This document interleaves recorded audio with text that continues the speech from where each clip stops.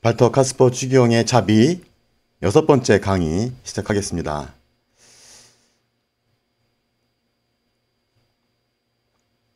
오늘 6번째 강의는 행복하여라 자비를 베푸는 사람들이라는 그런 주제의 강의가 되겠습니다. 여러분들 오늘 이 6번째 강의를 통해서 그동안 살펴보았던 자비에 관한 교회, 성경 여러 가지 가르침들이 어떻게 현실 안에서 구체화되는지를 오늘부터 다시 한번 살펴볼 텐데요. 먼저 플랜을 이렇게 살펴보자면 앞으로 남은 장들 이제 6, 7, 8, 9장이죠. 장들의 청사진을 이 장에서 제시를 간단하게 해주는 부분이 있는데요. 한번 읽어보겠죠. 그처럼 하느님의 자비에 관한 복음은 그리스도교 신자 각 개인의 삶과 교회의 사목 활동에 또한 그리스도인이 사회에서 인간답고 의로우며 자비로운 삶을 살도록 고무하는 기고문의 효력을 발휘합니다. 이런 말씀을 통해서 앞으로 6, 7, 8, 9장이 어떻게 이야기가 전개될 것인지를 청사진을 제시해주고 계시죠. 그래서 오늘은 그리스도교 신자 각 개인의 삶에 관련된 부분이다. 그래서 이 장에서는 저자는 하느님의 자비에 관한 가르침이 개인의 신앙과 개인의 삶에서 어떻게 구체화하는지를 다음에 6가지 주제를 다루면서 살핀다는 것인데요. 어떻게 구체화하는지. 첫 번째는 사랑의 계명, 두 번째 용서, 세 번째 자비의 여러 활동이 있고, 네 번째는 그릇된 자비가 있다. 경계해야 할 자비죠. 그릇된 자비. 다섯 번째는 가난한 이들을 향한 자비. 여섯 번째는 대속적 실존으로서의 자비. 약간 말이 어려운데요. 이따가 6번째 주제를 살펴볼 수가 있겠죠. 이런 6가지 주제를 살피면서 하느님의 자비에 관한 가르침이 어떻게 구체화하는지를 살펴본다는 그런 이야기입니다. 그래서 여기서 이 저자의 가장 큰 의도는 인도주의, 보편적인 세상 사람들이 생각하는 인도주의와는 근본적으로 차별화되는 그런 그리스도인의 자비의 그런 특수성이 있다. 그것이 무엇인가? 이걸 함께 찾으려는 의도가 안에 담겨 있다는 거죠. 그리스도교의 으뜸 계명인 사랑, 첫 번째, 자비를 사랑의 계명으로 이렇게 연결시켜서 바라보십니다. 특히 이 사랑의 계명은 구약과 유다교의 그런 자비라는 전통에 담겨 있는데 그 전통을 이렇게 이어받는 것처럼 예수님은 가르치시지만 그 안에는 예수님만의 아주 고유한 또 다른 특성이 있다. 하느님 사랑과 이웃 사랑의 일치, 두 가지가 하나라는 거죠. 이 두 가지 하나라는 것이 인도주의로 환원될 수 없는 그리스도교적 실존의 핵심이다. 무슨 말인가? 그냥 이웃 사랑이 아니라 우리의 그리스도인의 이웃 사랑은 하느님 사랑으로부터 비롯된 또 하느님 사랑으로부터 분리될 수 없는 하나가 된 그런 이웃 사랑이라는 것이죠. 그러니까 하느님 없이 실천하는 사랑은 진정한 의미에서의 그리스도교적인 그러한 사랑이 아니라고 이야기할 수 있는 것이죠. 그만큼 하느님 사랑과 이웃 사랑이 하나라는 것을 이 장에서 잘 보여주고 계신데요. 그리고 그렇게 일치된 그 사랑만이 참 그리스도인을 가려낼 수 있는 표지다라는 이야기가 나오는 것이죠.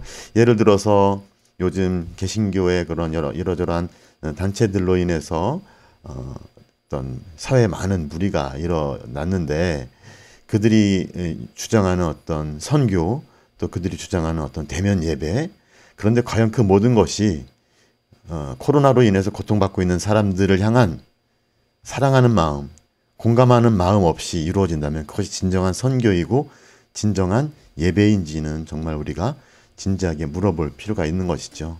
오직 사랑만이 그들의 모든 것, 우리의 모든 것의 진실성을 드러내준다라는 것을 한번 생각해 볼 수가 있겠죠.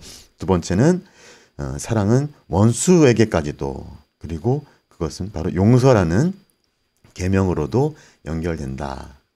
그래서 예수님의 자비와 사랑의 정점은 원수 사랑에 있다. 원수 사랑에 대한 예수님의 가르침 또 예수님의 삶이 어떠했는지를 잘 보여주고 계십니다. 하느님만이 용서할 수 있게, 사실 사람이 사람을 용서한다는 것은 어떻게 보면 불가능한 일일 수도 있습니다. 인간이기 때문에. 그렇기 때문에 용서란 그리스도 안에서 이루어지는 하느님의 구원 행위의 힘으로만 가능하다. 우리가 용서가 안 될 때는 실망하거나 그럴 필요가 없다. 오히려 용서하시는 하느님의 구원 행위의 그 힘에 의지를 하고 의탁할 수 있을 때 우리 삶의 진정한 용서는 가능하지 않을까 생각도 해봅니다.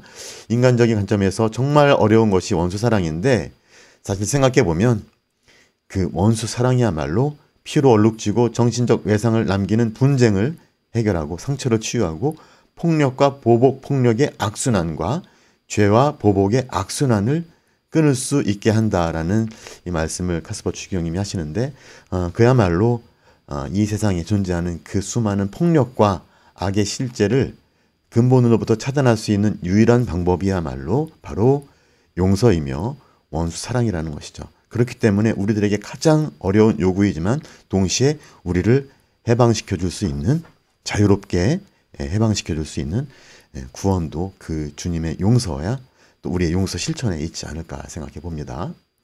세 번째는 그러한 자비는 다양한 육체적 영적인 활동을 통해서 구체화된다.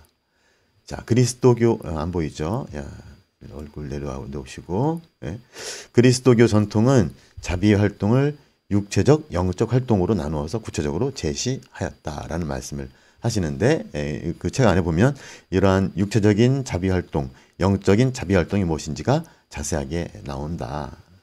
자비는 의로움만이 아니라 역경에 세심하고 민감하게 반응하는 것이기도 하고 또한 자기 중심적 태도를 극복하는 것이기도 하다라는 그런 부연 설명을 덧붙여 주고 계시고요.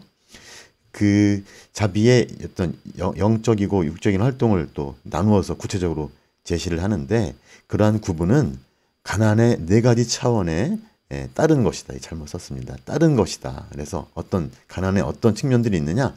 육체적이고 경제적인 가난이 있고 문화적인 가난이 있고 사회적 관계적인 가난이 있고 영적이고 정신적인 가난이 있다. 그러한 가난에 응답하는 어떤 방식으로서 활동으로서의 자비를 이야기하는 것이죠. 그렇기 때문에 우리는 이러한 우리 사회 안에 존재하는 우리 안에 존재하는 다양한 가난의 모습들을 잘 살펴볼 필요가 있고 그 가난을 극복하도록 하는 자비의 활동을 우리가 생각해 볼 수가 있다는 것이죠. 네 번째는 우리가 종종 빠질 수 있는 잘못된 그릇된 자비. 어떤 자비냐? 자유방임으로 자비를 생각하는 것인데 자비는 결코 그렇지 않다는 것이죠. 자유방임은 굉장히 어떤 소극적인 것인데 오히려 자비는 그보다 더 적극적인 긍정적인 어떤 의미를 지니고 있는 것이다. 그래서 서로에 대해서 책임을 짊어지는 것이 바로 자비의 본래 의미다. 그런 의미에서 형제적인 훈계와 권고는 자비의 영적인 행위라고 이야기할 수가 있다라는 것이죠. 그리고 또한 자비는 정의의 계명을 무시하거나 거스르는 것이어서는 안 된다라는 것이죠.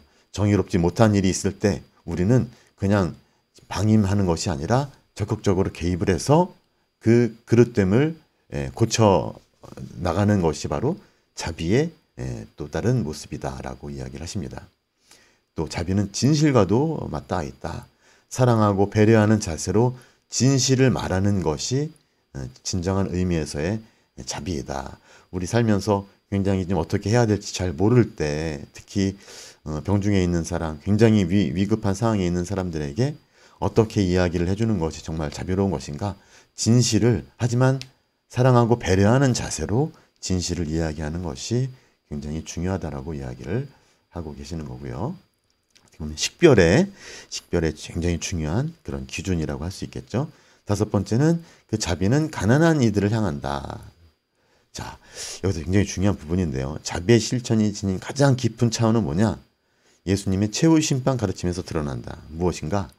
너희들 중에 가장 보잘것없는 사람 하나에게 해준 것이 나에게 해준 것이다 라는 말씀을 통해서 예수님께서는 가난한 이들과 동일시 하셨다. 그렇기 때문에 우리가 가난한 이들을 만나는 것은 바로 가난한 이들 안에 계신 예수님을 만나는 것이다. 그러니까 가난한 이들에게 자비를 베푸는 것은 그냥 자비만 베푸는 것이 아니라 바로 그들 안에서 예수 그리스도를 만나는 것이다 라고 얘기를 할 수가 있다는 것이죠.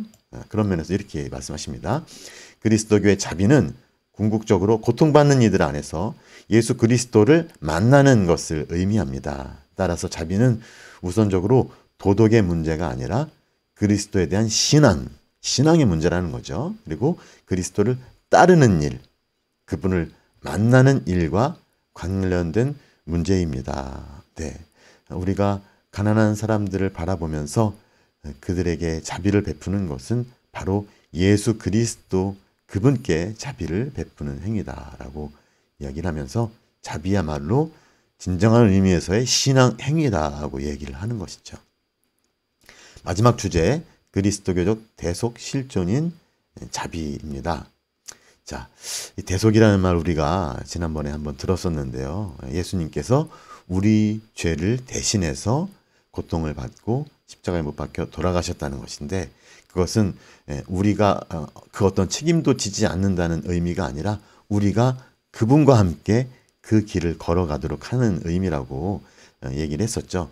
바로 그리스도와 개별적인 연대는 다른 이들을 위하는 그리스도의 삶에 동참하는 것을 의미한다. 예수님께서 그 모든 사람을 위해서 당신의 삶을 내어놓으신 것처럼 그리스도를 따르는 우리 역시 자비를 베풀 때 그 자비를 베푸는 것은 바로 예수 그리스도를 대신해서 우리가 그렇게 그 고통을 짊어지는 것이다 라고도 이해할 수가 있을 것 같습니다. 그래서 그리스도교의 자비는 그리스도를 대신해서 실존하는 것, 살아가는 것이죠. 생활하는 것을 의미한다. 그리스도를 대신해서 그분께서 하신 것처럼 그리스도를 따른다는, 우리 신앙을 다른 말로 그리스도를 따르는다는 것이라고 얘기를 합니다. 그리스도를 따름, 그리스도를 추종하는 것은 생활과 사명 공동체를 넘어서, 그러니까 우리가 함께 살아가는 공동체를, 또 어떠한 사명을 갖고 사는 공동체를 이루는 것을 의미하지만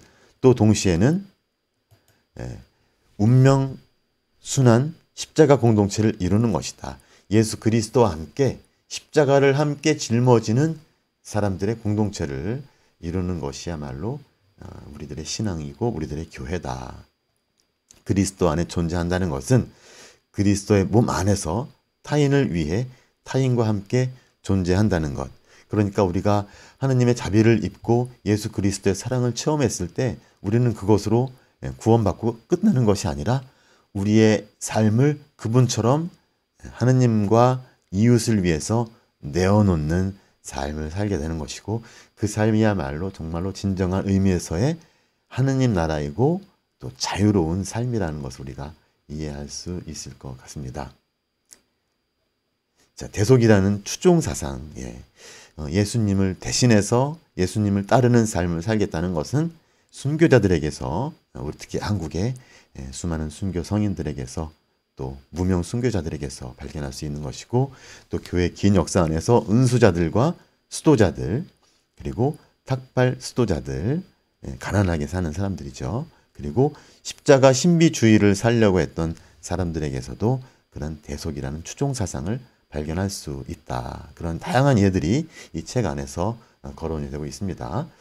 그들은 모두 사랑을 위한 번제물로 자기 자신을 바친 사람들입니다. 그냥 고통을 찬미하기 위해서가 아니라 나를 위해서 모든 것을 내어주신 그리스도에 대한 사랑으로 나 자신의 모든 것을 제물로 봉헌한 삶을 사는 것이 바로 그 사랑과 자비의 활동이라는 것이죠. 특히 이러한 삶은, 이러한 자비의 모습은 지금 이 현대 하느님 없는 삶을 살면서 어둠 속에서 살아가는 이 끔찍한 사람들의 삶 속인데, 그 삶을 우리가 대신 살겠다는 그런 마음 자세까지도 포함한다는 그런 것입니다. 이런 말씀을 하시죠.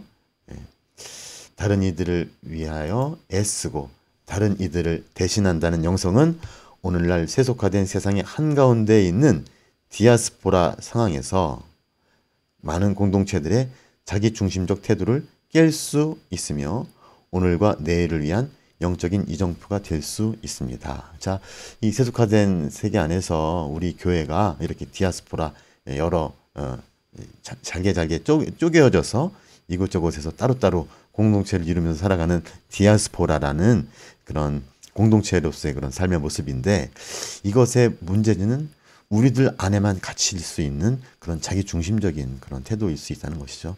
일례로 우리 한국에 있는 많은 개신교 교회들이 그러한 어떤 자기 중심적인 태도에서 잘 벗어나지 못하는 그런 경향이 많습니다. 그런데 바로 이런 이 대속 영성은 우리가 예수 그리스도처럼 다른 이를 위해서 대신 어떤 그들의 고통을 짊어진다는 그 영성이야말로 오늘과 내일을 위한 영적인 이정표가 될 수 있다. 이 코로나로 인해서 고통받고 있는 사람들의 그 고통을 내가 함께 대신 짊어진다는 그런 영성이야말로 오늘날 우리에게 필요한 또 이 시대를 어두운 시대를 밝혀줄 수 있는 영성이라고 말씀을 하신 겁니다. 자, 이렇게 책의 내용을 간단하게 살펴보았고요. 그 큰 흐름이죠. 저는 여러분들과 함께 이러한 질문들을 던지고 싶습니다. 자, 그리스도인의 사랑 실천이 어떤 NGO와 같은 그런 인도주의적인 그런 활동과 어떻게 다른 것인가. 이 한번 우리 각자가 생각해 볼 필요가 있겠다라는 것이죠. 좀 더 깊이 들어간다면 나는 진정으로 그러한 사랑의 실천을, 자비의 실천을 예수 그리스도에 대한 사랑으로 인해서 그분으로부터 받은 사랑으로 인해서 그런 일을 하는가 아닌가. 나는 과연 예수 그리스도의 사랑을 얼마나 깊이 체험하고 얼마나 그분을 잘 알고 있는가라는 질문인 것이죠. 이웃사랑, 원수사랑은 정말 왜 그렇게 어렵고 그리고 반드시 지켜야만 하는 것인가라는 질문도 던져볼 만할 것 같습니다. 그런데 카스퍼 추기경님은 그러한 어려움과 불가능함을 공감하면서도 그 계명을 포기해서는 안 된다고 말씀을 하십니다.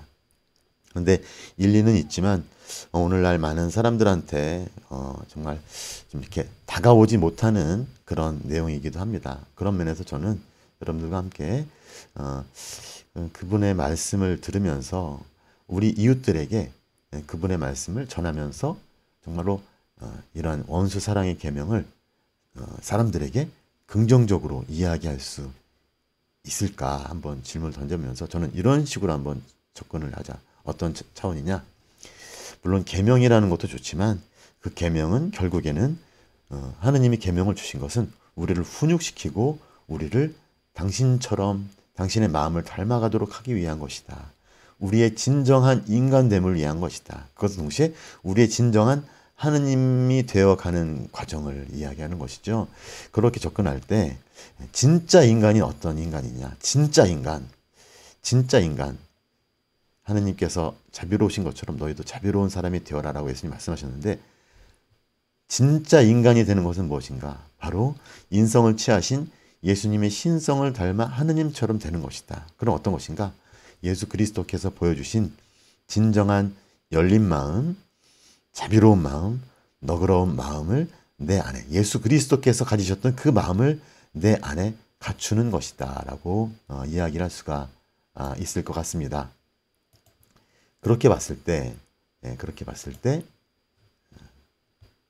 이렇게 이야기할 수가 있을 것 같습니다. 계명은 특히 원수사랑의 계명은 때로는 나에게 짐이고 구속이고 정말 그런 고역으로 다가오지만 그러한 하느님과의 싸움을 통해서 하느님 나 이거 못하겠어요.